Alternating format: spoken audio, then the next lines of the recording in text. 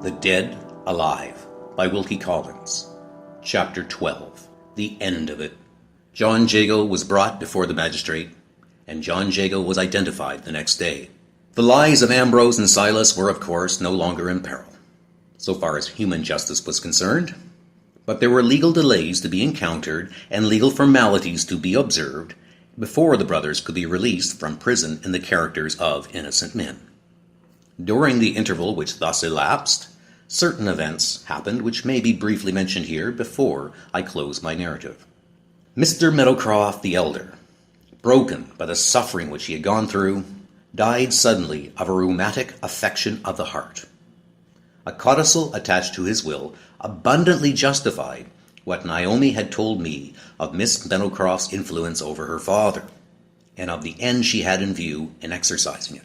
A life income only was left to Mr. Meadowcroft's sons. The freehold of the farm was bequeathed to his daughter, with the testator's recommendation added that she should marry his best and dearest friend, Mr. John Jago. Armed with the power of the will, the heiress of Morwick sent an insolent message to Naomi, requesting her no longer to consider herself one of the inmates at the farm. Miss Meadowcroft, it should be here added, positively refused to believe that John Jago had ever asked Naomi to be his wife, or had ever threatened her, as I had heard him threaten her, if she refused. She accused me, as she accused Naomi, of trying meanly to injure John Jago in her estimation, out of hatred toward that much injured man, and she sent to me, as she had sent to Naomi, a formal notice to leave the house.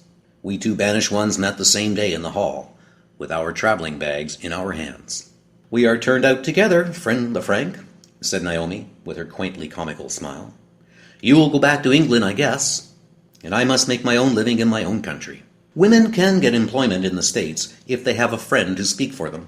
Where shall I find somebody who can give me a place?" I saw my way to saying the right word at the right moment. "I have got a place to offer you," I replied. She suspected nothing so far. "Oh, that's lucky, sir," was all she said. "Is it in a telegraph office or in a dry goods store?" I astonished my little American friend by taking her then and there in my arms and giving her my first kiss. "The office is by my fireside," I said. "The salary is anything in reason you like to ask me for. And the place, Naomi, if you have no objection to it, is the place of my wife."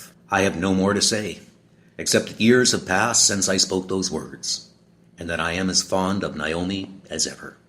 Some months after our marriage, Mrs. Lefranc wrote to a friend at Narrabee for news of what was going on at the farm.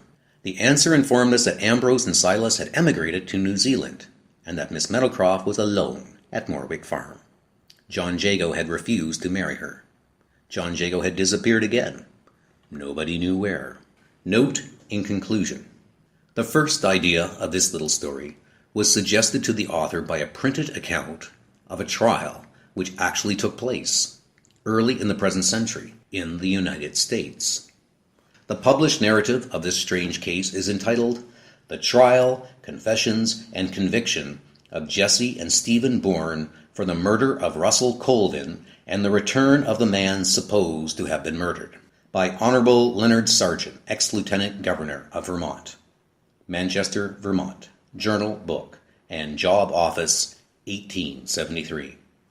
It may not be amiss to add, for the benefit of incredulous readers, that all the improbable events in the story are matters of fact, taken from the printed narrative. Anything which looks like truth is, in 9 cases out of 10, the invention of the author. W.C.